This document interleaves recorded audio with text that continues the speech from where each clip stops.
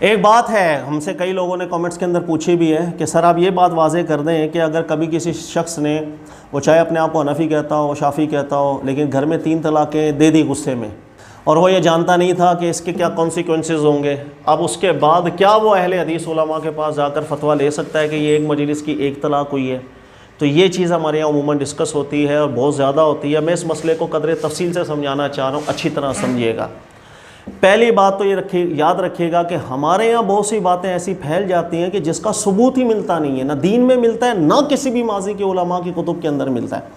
ان میں سے ایک چیز، یہ چیز جو ہمارے یہاں معاشرے کے اندر مشہور ہے، اور وہ یہ جو عام لوگ ہوتے ہیں جو خود محقق نہیں ہوتے، خود ان کو دین کی اتنی معرفت حاصل نہیں ہوتی ہے، ہم کہتے ہیں کہ بھائی یہ بھی ایک، ان پر بھی ایک مذہب کی تقلید ہوتی ہے کہ یہ حنفی ہیں تو حنفی کو فالو کریں گے، شافعی ہیں تو شافعی کو فالو کریں. مجھے آج تک یہ سمجھ میں نہیں آیا کہ یہ بات کہاں اور کس عالم دین نے لکھی. میں نے جتنی کتب کا مطالعہ کیا، فقہ حنفی، فقہ شافعی، فقہ مالکی، فقہ حنبلی، میں نے بالاتفاق تمام کے تمام علماء کو پڑھتے یہ لکھتے یہی دیکھا ہے کہ سب نے ذکر کیا والعامی لا مذہب لہ، کہ عام جو لوگ ہیں ان پر کوئی مذہب نہیں ہوتا ہے ان کا کہ ہم بولیں وہ حنفی ہیں، شافعی ہیں، مالکی، حنبلی ہیں. بلکہ یہاں تک علماء نے ذکر کیا اگر کوئی عام بندہ یہ بول دے کہ میں حنفی ہوں اور میں صرف فقہ حنفی کو فالو کروں گا تو اس کے اس جملے کی کوئی ویلیو نہیں ہے. عام بندہ صرف کسی قابل اعتماد عالم کے پاس جائے، مفتی کے پاس جائے، فتویٰ لے، اس کو فالو کرے، دیٹس اٹ. اس سے زیادہ عام آدمی کا کوئی شرعی حکم نہیں. یہ نہ جانے ہمارے یہاں کہاں سے باتیں پھیل جاتی ہیں کہ بھائی ایک شخص ہے وہ حنفی ہے تو وہ حنفیوں کو ہی فالو کرے. کیسے؟ کس نے لکھا ہے؟ یہ دیکھیں آپ کے سامنے میں حوالہ آ رہا ہے، پڑھیے گا. علامہ شامی رد المختار کتنا مشہور ہے، بالکل علامہ شامی نے بھی ذکر، ایک جگہ نہیں 4 جگہوں پر انہوں نے ذکر کیا والعامی لا مذہب لہ، عام شخص کا کوئی مذہب نہیں ہوتا. وقد شاع، یہی چیز شروع سے علماء کے درمیان مشہور رہی ہے. شروع سے علماء کے نزدیک یہی چیز ہے کہ بھائی ایک عام آدمی کا صرف تعلق یہ کہ وہ کسی قابل اعتماد مفتی کے پاس جائے، فتویٰ لے، قرآن سنت کے مطابق اس کو جو رائے ملے اس کو فالو کر لے. کہ وہ حنفیوں کے پاس جائے، شافیوں کے پاس، ایسی بات کا کسی نے ذکر نہیں کیا. خواہ میں ہمارے یہاں باتیں مشہور ہو گئی. نمبر 2، آپ دیکھیے گا امام ابن حمام، کتنا بڑا نام ہے فقہ حنفی کے اندر، آپ ان کو پڑھ لیں تحریر کے اندر. انہوں نے بھی اتنا پیارا جملہ ذکر کیا. امام ابن حمام صاحب ذکر کرتے ہیں کہ اللہ تعالیٰ نے جو چیز واجب نہیں رکھی کوئی شخص اس دنیا میں اس کو واجب نہیں کر سکتا، اور اللہ نے صرف یہ واجب رکھا ہے فَاسْأَلُوا أَهْلَ الذِّكْرِ إِن كُنتُمْ لَا تَعْلَمُونَ، کہ جو علم والے نہیں ہیں وہ اہل علم کے پاس جائیں، ان سے رائے لے قرآن سنت کے مطابق اور اس پر عمل کریں. کہا کہ اللہ نے کب واجب رکھا کہ تو فلان مذہب سے تعلق رکھنے والے عالم کے پاس ہی جا سکتا ہے، کسی اور عالم کے پاس نہیں جا سکتا. امام ابن حمام صاحب نے رد کیا اس کا پورا. پھر ہمارے خود درس نظامی کے جو کورسز ہوتے ہیں، عالم کورسز ہوتے ہیں، اس میں پڑھائی جانے والی کتب آپ دیکھیں، مسلم الثبوت یا دیگر کتب، انہوں نے صراحتاً بدعت لکھا ہے کہ ہمارے یہاں جو ایک مذہب کی تقلید کا تصور دے دیا ہے کہ لوگ آپ حنفی ہو اور آپ نے حنفیوں سے ہی فتویٰ لینا ہے. کہا کہ یہ بدعت ہے، ہمارے دین میں اس چیز کا کوئی تصور نہیں. اللہ نے علماء سے رائے لینے کی بات کی ہے. عام لوگوں کے لیے یہی حکم ہے، وہ کسی بھی قابل اعتماد عالم دین کے پاس جا کے اس سے فتویٰ لیں، قرآن سنت کے مطابق جو بات ملے اسے فالو کر لیں. بس عام لوگوں کو اس سے زیادہ کوئی ان کے اوپر بار نہیں. تو یہ تو ایک مقدمہ پہلا سمجھنے والا ضروری تھا، جو ہمارے یہاں بہت غلط پھیلا ہوا ہے کہ ایک شخص اپنے آپ کو چاہے حنفی کہتا ہے تو ہم بولیں وہ حنفیوں سے ہی فتویٰ لے، اس کے اوپر واجب ہے. کس نے واجب رکھا ہے؟ اللہ نے تو واجب نہیں رکھا، اللہ کے نبی علیہ السلام نے واجب نہیں رکھا، اولی الامر علماء نے کبھی اس چیز کو ذکر نہیں کیا. آپ حوالے مانگے، یہ 3-4 حوالے میں نے آپ کو دیے، اس کے علاوہ آپ حوالے مانگے، میں تمام کتب، جتنی کتب فقہ حنفیہ آپ ملے جس نے اس مسئلے کو ڈسکس کیا، یہی ڈسکس کیا کہ عامی شخص کا کوئی مذہب نہیں ہوتا. وہ چاہے اپنے آپ کو، یہاں تک علماء نے لکھا ہے کہ وہ اپنے اوپر منت بھی مان لینا کہ میں اللہ واجب کرتا ہوں اپنے اوپر کہ میں حنفی ہوں، کوئی ہمیشہ فالو کروں گا، کہا کہ کوئی اس منت کی بھی حیثیت نہیں ہے. تمام علماء تو یہی لکھتے چلے گئے ہیں. یہ کہاں سے باتیں پھیل گئی ہیں؟ مجھے تو نہیں سمجھ میں آتا کہاں سے باتیں پھیل گئیں. یہ صرف اہل علم کے لیے علماء نے لکھا تھا کہ اصول استدلال سب کے الگ ہیں. امام ابو حنیفہ کا اصول استدلال الگ ہے، امام شافعی کا، مالک کا، حنبلی کا الگ. جس کو اصول استدلال جس کا اچھا لگتا ہے پھر وہ اسی اصول استدلال پر دین کو حل کرتا ہے، مسائل کو سولو کرتا ہے، وہ اپنے ساتھ وہ نسبت لگا لیتا ہے حنفی ہے، شافعی ہے، مالکی، حنبلی. اس حنفی، شافعی، مالکی، حنبلی کا بھی یہ مطلب نہیں تھا کہ جو بات صرف فقہ حنفی میں آئے گی اسی کو فالو کیا جائے گا. یہ بات نہیں، صرف اصول استدلال امام ابو حنیفہ کا جس کو پسند آتا تھا وہ اپنے ساتھ حنفی لکھتا، جس کو شافعی کا پسند آتا تھا شافعی لکھتا تھا، کیونکہ ان کے اصول استدلال میں فرق ہے. اور یہ میں آپ کو پھر کسی انشاءاللہ اپنے کلپ کے اندر بتاؤں گا کہ چاروں علماء مجتہدین کا اصول استدلال کیا رہا ہے اور سب سے مضبوط اصول استدلال کس کا ہے۔ لہٰذا فقہ حنفی کے 1500 سال گزر گئے ہیں، 1400 سال گزر گئے ہیں، آپ جتنے بھی کتب کا مطالعہ کر لیں آپ کو ایک بھی کتاب فقہ حنفی کی ایسی نہیں ملے گی کہ جس میں مسائل ایک جیسے لکھے ہوں، بلکہ آپ نور الاضاء پڑھیں گے مسائل الگ ہے، مفتابی اقوال الگ ہے، رد المحتار پڑھیں گے الگ ہے، بحر الرائق پڑھیں گے الگ ہے، چوتھی کتاب پڑھیں گے الگ ہے، علامہ سروجی کو پڑھیں گے الگ ہے، محمد بن ناز حنفی صاحب کو پڑھیں گے الگ ہے، عنایہ کو پڑھیں گے بالکل الگ ہے، کوستانی کو پڑھیں گے بالکل الگ ہے۔ اگر فقہ حنفی کا مطلب صرف یہ تھا کہ وہ ایک ہی چیز چلنی ہے تو ہر کتاب میں ایک جیسی باتیں تو ہوں، ہر کتاب میں الگ باتیں ملتی ہیں، الگ اقوال مفتابی ملتے ہیں۔ صرف حنفی شافعی اپنے آپ کو کہنے کا مطلب یہ ہوتا ہے کہ جس کو اصول استدلال امام ابو حنیفہ کا پسند ہے وہ اس نسبت سے اہل علم اپنے ساتھ حنفی نسبت لکھتا ہے۔ باقی عام جو لوگ ہوتے ہیں ان لوگوں پر اہل علم لوگوں سے جو بڑا عالم ہے قابل اعتماد ہے اس سے رائے لینا، فتویٰ لینا، بس یہی ہے، ان کے اوپر اور اللہ نے کوئی چیز واجب نہیں رکھی ہے۔ تو یہ پہلا مقدمہ اپنے ذہنوں میں بٹھائے۔ دوسری بات، ہر وہ مسئلہ جس میں اجتہاد کا تعلق ہوتا ہے، جسے اجتہادی مسائل کہا جاتا ہے، اس کی معرفت حاصل کرنا ضروری ہے۔ ہمارے یہاں بدقسمتی سے کئی مسائل اجتہادی ہوتے ہیں، ہم اس کو اجماعی مسئلہ بنا کے بیٹھ جاتے ہیں۔ بھائی کیوں؟ چاروں ائمہ کا اتفاق ہے، خدا کا واسطہ ہے کسی مسئلے پہ چاروں ائمہ کا اتفاق ہو وہ مسئلہ اجماعی نہیں ہو جاتا۔ 50 اس کی مثالیں موجود ہیں، بلکہ خود احمد رضا خان صاحب کی میں مثال دیتا ہوں آپ کو۔ نماز فجر کے ایک مسئلے کے اوپر آپ چاروں ائمہ مذہب کے قول سے نکل کر 5ویں قول پر فتویٰ دے رہے ہیں، اور خود ذکر کر رہے ہیں میں جس کے قول پہ فتویٰ دے رہا ہوں وہ داؤد ظاہری بد مذہب گزرا تھا، کیونکہ کئی علماء کے نزدیک وہ بد مذہبیت ثابت ہو گئی تھی اس کی۔ اس بد مذہب کے قول کے اوپر بھی احمد رضا خان صاحب نے ایک جگہ فتویٰ دیا، چاروں ائمہ مذہب کے، فقہ حنفیہ، شافعیہ، مالکیہ، حنبلیہ کے متفق علیہ مسئلے کو چھوڑ کر۔ تو اگر کبھی کبھی چاروں مذہب کسی موقف کے اوپر متفق ہو جاتے ہیں، ہم سمجھتے ہیں مسئلہ اجماعی ہے۔ مسئلے کو سب سے پہلے دیکھتے ہیں مسئلہ اجتہادی نوعیت کا ہے یا نہیں۔ اگر اجتہادی نوعیت کا مسئلہ ہو، چاہے چاروں ائمہ مذہب ایک طرف ہو، اس سے کوئی فرق نہیں پڑتا، وہ مسئلہ اجتہادی ہی رہتا ہے۔ اور مسئلہ اجتہادی کے اندر ہر عالم اور مفتی پر یہی لازم ہوتا ہے، اس کو جو بات قرآن سنت کے مطابق لگتی ہے اس پر فتویٰ دیتا ہے۔ یہی وجہ ہے کہ فقہ حنفی کے اندر بھی بڑے بڑے علماء گزرے ہیں جنہوں نے اسی رائے کو ترجیح دی۔ علامہ سروجی حنفی نے کس رائے کو ترجیح دی تھی؟ ان کے سامنے بھی مسئلہ 3 طلاقوں کا آیا، جانتے بھی تھے چاروں ائمہ مذہب اسی مسلک کے اوپر ہے، لیکن پھر بھی انہوں نے کہا تحقیق یہی ہے، حق یہی ہے کہ یہ مسئلہ سیاسی تھا جو عمر فاروق نے کیا، ورنہ ایک ہی طلاق ایک وقت میں ہوتی۔ علامہ محمد بن ناز حنفی صاحب نے کہا مسئلہ چاہے معرکۃ العار ہے، لیکن کس کو ترجیح دی؟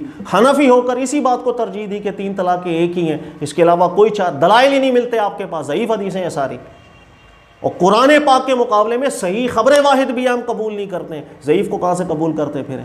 بڑے بڑے علماء گزرے ہیں فقہ حنفی میں۔ فقہ حنبلی تو 7ویں صدی ہجری سے آج تک یہی فتویٰ دیتے ہوئے آ رہے ہیں، ان کے غالب علماء، کہ 3 طلاقیں ایک ہو جاتی ہیں ایک مجلس کے اندر۔ مسئلہ اجتہادی ہے، شروع سے اجتہادی۔ اگرچہ چاروں ائمہ مذہب کے کثیر علماء بیان کرتے ہیں وقوع طلاق کے حوالے سے، لیکن پڑھیں فقہ حنفی کے کئی محدثین نے بیان کیا یہ مسئلہ سیاسی تھا۔ کیا امام ابو حنیفہ کی تعبیر یہی انہوں نے کی ہے کہ امام ابو حنیفہ نے کوئی شرعی لحاظ سے 3 طلاقوں کا نفوذ بیان نہیں کیا؟ انہوں نے کہا یہ سیاسی مسئلہ تھا، عمر فاروق نے ایک سیاسی قانون بنایا تھا، بس اس قانون کو ہم بھی فالو کر رہے ہیں۔ انہوں نے دین کے ساتھ تدین کیا ہی نہیں تھا۔ یہی تعبیر کی ہے محمد بن ناز حنفی نے، یہی تعبیر کی ہے علامہ سروجی حنفی صاحب نے۔ تو یہ مسئلہ اجتہادی نوعیت کا ہے، یہ بات ذہن میں رکھیے گا۔ اور جب کوئی مسئلہ اجتہادی نوعیت کا ہو جائے، یعنی جس میں علماء کی رائے الگ الگ سامنے آ رہی ہوں، آپ کے ملک کئی علماء ہوں لیکن ان کی رائے میں اختلاف آ رہا ہو، اس کے اندر اگر کوئی عام شخص جس کے گھر میں کوئی انسیڈنٹ ہو جائے، مثلا لڑائی جھگڑا ہوا، طلاق تینوں دے دی، پتہ نہیں تھا طلاق دینی کیسی ہے، طلاق دینے کا سنت طریقہ کیا ہے، کانسیکوینسز کا نہیں پتہ تھا، لیکن بس دے دی طلاق۔ اب اس کے بعد اب وہ ایک طرف سے فتویٰ لیتا ہے تو اس کو ملتا ہے کہ نہیں آپ کو حلالہ کرانا پڑے گا، آپ حرام ہو گئے، اب حلالہ کراؤ۔ پھر ہمارے معاشرے کی صورتحال یہ ہے کہ ہمارے معاشرے کے اندر مطلقہ عورت کو قبول کون کرتا ہے؟ کنواریوں کے رشتے مناسب آتے نہیں ہیں، طلاق یافتہ سے کوئی نکاح نہیں کرتا، وہ معاملہ الگ۔ بچوں کی تربیت امتحان میں پڑ جاتی ہے، کون بچوں کی تربیت کرے گا؟ وہ مسائل الگ۔ یعنی اتنے مسائل ہے کہ خاندانی نظام ٹوٹ جاتا ہے۔ پھر ہمارے یہاں طلاق دینے کے بعد کون ہے جو مڑ کے سلام دعا کرتا ہے؟ کوئی بھی نہیں کرتا، قطع تعلق کی بھی ہو جاتی ہے۔ ہمارے یہاں وہ معاشرہ نہیں ہے کہ طلاق یافتہ خاتون بھی عزت کے ساتھ رہتی ہے، اس کے بھی آگے باعزت طریقے سے نکاح ہو جاتے ہیں، بچے والی ہو جب بھی باعزت طریقے سے نکاح ہو جاتے ہیں، بہت کم ہے ایسے مجبوراً اپنے رشتے کو رکھنے کے لیے پھر وہ حلالہ کرتے ہیں۔ اب حلالے میں دو حرام چیزیں آ جاتی ہیں، ایک جب کانٹریکٹڈ طریقے سے آپ حلالہ کرواتے ہیں، طے کر کے کہ ہاں بھائی ہم حلالے کی نیت سے نکاح کر رہے ہیں، لڑکے کو بھی پتہ ہے میں حلالے کی نیت سے نکاح کر رہا ہوں، لڑکی کو بھی پتہ ہے حلالے کی نیت سے نکاح ہو رہا ہے، لعنت ہے ایسے نکاح کے اوپر، اللہ کے نبی علیہ السلام سے جو چیز ثابت ہوئی ہے۔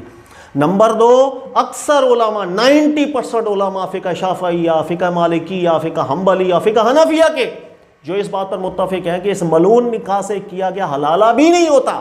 بہت کم تعداد تھی علماء کی جنہوں نے تعویل نکالی تھی کہ صرف شوہر اپنے دل کے اندر یہ خیال رکھ لے حلالے کی، لڑکی کو پتہ نہ ہو، لڑکی یہی سمجھ یہ ہمیشہ کے لیے نکاح ہو رہا ہے میرا، کسی کو نہیں پتا، صرف لڑکے نے اپنے دل میں اس نے زن کر لیا اور وہ بعد میں طلاق دے دے، اس کو بعض علماء نے جائز رکھا تھا۔ ورنہ جو کانٹریکٹڈ نکاح حلالہ ہو رہا ہے، لڑکے والوں کو بھی پتہ ہے، لڑکی والوں کو بھی پتہ ہے، اس پہ حلالہ بھی نہیں ہوتا، یہ بھی گناہ ہے۔ عمر فاروق تو زنا کی حد جاری کر دیا کرتے تھے۔ صحابہ کرام سے جتنے فتوے ہیں، یہ معین طور پر جو حلالے کا نکاح ہوتا ہے اس کو نکاح ہی نہیں مانتے تھے، نہ اس سے حلالہ مانتے تھے صحابہ، اس کو زنا سمجھ کے سزائیں جاری کیا کرتے۔ تو ایک خرابی یہ لازم آنے لگ گئی کہ بھائی جو 3 طلاقوں کے فتوے دیں، طلاق یافتہ کے آگے نکاح نہیں ہو رہے، اولاد خراب ہو رہی ہے، مجبوراً حلالہ کرائیں گے، لعنتی نکاح میں پڑیں گے۔ نمبر 2، پھر حلالہ کرنے والا فوراً جس وقت نکاح کے بعد وہ جائے گا اور اس کے بعد دخول کے فوراً بعد طلاق دے دے گا۔ کون سا ایسا حلالہ آپ نے دیکھا ہے کہ جس نے بعد دخول انتظار کیا ہو، پھر پیریڈز گزرے ہوں، پھر طہر آیا ہو، پھر طہر میں سنت کے مطابق طلاق دی ہو، ادھر دخول ہوا ادھر طلاق دے دی ہو، اور اس طہر میں جس میں دخول و طلاق دے کے ایک اور حرام کام میں مبتلا ہو گئے؟ یعنی ایک آپ کول پہ اجتہادی مسئلے پہ فتویٰ دے رہے ہیں، پھر فتویٰ دے کے لوگوں کے لیے حلالے کے دروازے کھول رہے ہیں، پھر حلالہ ایک اور لعنتی نکاح، پھر اس لعنتی نکاح کے بعد پھر اسی طہر کے اندر حلالے والا محلل طلاق دے دیتا ہے، پھر حرام کے اوپر حرام، اتنے حرام کام ہو رہے ہیں۔ اور ایک جانب دیکھتا ہے اجتہادی مسئلے میں بعض علماء وہ فتویٰ دے رہے ہیں ایک ہی طلاق ہو رہی ہے، اللہ کے نبی علیہ السلام کے زمانے میں قرآن یہی کہتا ہے طلاق مرتان، طلاق کے 2 وقتوں کے اوپر ہے، آپ کہہ رہے ہو نہیں ایک ہی ساتھ ہے ساری، فَإِمْسَاكٌ بِمَعْرُوفٍ أَوْ تَسْرِيحٌ بِإِحْسَان، ہر طلاق کے بعد تمہیں گنجائش ہے کہ رجوع کر لو یا عدت پوری ہونے دو۔ آپ سب قرآن پاک کے حکم کو ہی منسوخ کر دیتے ہیں، ہٹا کے رکھ دیتے ہیں، اس کے قرآن کے مخالف صحیح روایت بھی قبول نہیں ہوتی۔ ایک موقف علماء یہ بیان کر رہے ہوتے ہیں، اجتہادی مسئلہ ہے، فقہ حنبلی کے اکثر علماء اسی جانب چلے گئے، فقہ حنفی کے بھی کئی علماء نے اسی پر فتویٰ دیا۔ اجتہادی مسئلے میں جس وقت لوگوں کے سامنے ایسی سچویشن ہو، اب وہ دیکھ رہے ہوں کہ یار اس کے کول پہ فتویٰ لوں تو ہمارا گھر ٹوٹ گیا، ہمارے بچے چلے گئے، غلطی ہو گئی، مجھے علم کم تھا، لیکن اب نتائج کیا نکل رہے ہیں کہ میں حلالے کراتا پھروں، یا حلالے کے بعد جو ہے نا پھر طہر کے اندر طلاق دوں، لعنتی نکاح کراؤں، یا میں یہ عالم دین مجھے فتویٰ دے رہا ہے کہ آپ کی طلاق بھی رجوع کا حق باقی ہے، ایک طلاق واقع ہوئی ہے۔ اسے کہتے ہیں یسر ڈھونڈنا، یہ اپنے نفس کی خاطر گھومنا نہیں کہلاتا، اسے کہتے ہیں یسر ڈھونڈنا، کہ جب ایک سچویشن میں انسان پھنس جائے، ایک جانب فتویٰ عسر دکھ رہا ہے، ایک جانب فتویٰ یسر دکھ رہا ہے، اب کوئی یسر کی جانب جب جاتا ہے اس میں کوئی مسئلہ نہیں ہوتا، یسر کی جانب کیوں نہیں جانا چاہیے؟ یرید اللہ بکم اليسر، اللہ یسر چاہتا ہے، ولا یرید بکم العسر، اللہ مشکل نہیں چاہتا۔ مسئلہ اجتہادی نوعیت، لوگوں کو معلوم ہی نہیں ہے مسئلہ اجتہادی نوعیت کا ہے، وہ سمجھتے ہیں آج کل یہ اہل سنت ورسز اہل حدیث مسئلہ ہے۔ اہل حدیث علماء ہیں کہ جو کہتے ہیں کہ ایک مجلس کی 3 طلاقیں، فقہ حنفی انہوں نے کبھی نہیں پڑھی، فقہ حنفی میں بڑے بڑے علماء گزرے ہیں جنہوں نے یہی رائے دی تھی، کہا کہ یہی ہے، دلائل ہی نہیں ہے، قرآن کے خلاف کھڑے ہو جاتے ہیں آپ اگر یہ چیز نہ مانیں۔ پھر انہوں نے کہا عمر فاروق کی بات کو بھی لکھا کہ وہ سیاسی ایک قانون تھا، کوئی شرعی حکم تھوڑی عمر فاروق نے بیان کیا تھا، ہم نے پڑھا ہی نہیں کبھی، ہمیں پتہ ہی نہیں مسئلہ اجتہادی ہے یا نہیں، ہم اس کو اہل حدیث اہل سنت کا مسئلہ بنا دیتے ہیں، لوگوں کو فتنے کے اندر مبتلا ہم نے کیا۔ اسی وجہ سے حلالہ آن لائن ہماری وجہ سے، انہی لوگوں کی وجہ سے چل رہا ہے کہ جو اس کو اہل حدیث بد مذہب ورسز اہل سنت کا مسئلہ بنا کر لوگ کہتے ہیں ان علماء سے فتویٰ نہیں لے سکتے جو ایک مجلس کی میں ایک طلاق، 3 طلاقوں کو ایک شمار کر دیں۔ پھر کئی ایسے واقعات آپ کے ساتھ، پاکستان میں پھر کچھ حالت بہتر ہے، آپ انڈیا میں جا کے حالت دیکھیں، وہاں پر حلالوں کی کیا بری، ہر کافر کھڑا ہو کر کے انڈیا کے اندر یہی تانے دے رہا ہوتا ہے، کہا کہ اسلام کے اندر یہ حلالے کا کیا تصور ہے، یہ 3 طلاق کے ہو جائیں تو اس کے بعد جو پھیرا لگواتے ہو لڑکی کو، یہی تانا دے رہا ہوتا ہے، اس لیے کہ وہ حلالے کا مسئلہ مشہور ہی اتنا زیادہ ہے۔ ان تمام صورتحال کو دیکھتے ہوئے بھی 7ویں صدی ہجری کے اندر کئی بڑے بڑے علماء تھے، فقہ حنفی کے بھی، جس طرح محمد بن ناصر حنفی کا میں نے نام لیا، وہ کہتے تھے کہ اب 3 طلاقوں کو 3 ماننے میں لوگوں کو فتنے میں مبتلا کرنا لازم آ جاتا ہے۔ لوگ پڑھے لکھے نہیں ہیں، دین سے واقف نہیں ہیں، انہیں طلاق دینے کا سنت طریقہ تو پتہ نہیں۔ دارالافتاء میں 1000 سال آپ فتوے دیتے رہو، ایک طلاق کا مسئلہ پاکستان میں ایسا نہیں آتا کہ کوئی شور بول آپ کے سامنے کیس ہے کہ اس نے سنت کے مطابق طلاق دی۔ طلاق دینے کا ارادہ ہوا تو اس نے ماحول سازگار کیا، اس نے عورت کے دنوں کو دیکھا، حیض کے دن ہے تو انتظار کیا، طہور آیا تو جماع بھی نہیں کیا، آپ جا کر سنت کے مطابق ایک طلاق دی۔ کون سا ایسا کیس آپ کے سامنے آتا ہے؟ سب کیسز صرف یہ آتے ہیں شور غصے میں تھا 3 طلاق، طلاق طلاق طلاق بول دیے۔ پھر ہمارے ایک بہت بڑا طبقہ ایسا ہے جو سمجھتا ہے کہ طلاق طلاق طلاق 3 دفعہ بولتے ہیں تو طلاق ہوتی ہے، 2 دفعہ بول دیا یا 4 دفعہ بولنے سے طلاق نہیں ہوتی۔ ان کو دین ہی نہیں پتہ۔ خود ہم لوگوں کو تقریروں میں کر رہے ہوتے ہیں، ہمارے آج کل لوگوں کو وضو کرنا نہیں آتا، نماز پڑھنا نہیں آتی، 10 سال نماز پڑھتے ہیں، ان کے نماز کے اراکین ٹھیک نہیں ہو رہے ہوتے۔ تو جب اتنی زیادہ جہالت عام ہو، اس کے اندر میں طلاق کے اجتہادی مسئلوں کے اوپر ایک ہی مجلس کی 3 طلاقوں کو تینوں نافذ کر دوں، وہ ان سے حلالے کرواتا پھروں میں، پھر حلالوں میں جواز دیتا پھر وہاں ہیلا کر لو، پھر طہر کے اندر دخول کے بعد ہی طلاقیں دیتا رہو، حرام در حرام کاموں کے اندر لوگوں کو ڈال دو۔ انا للہ و انا الیہ راجعون۔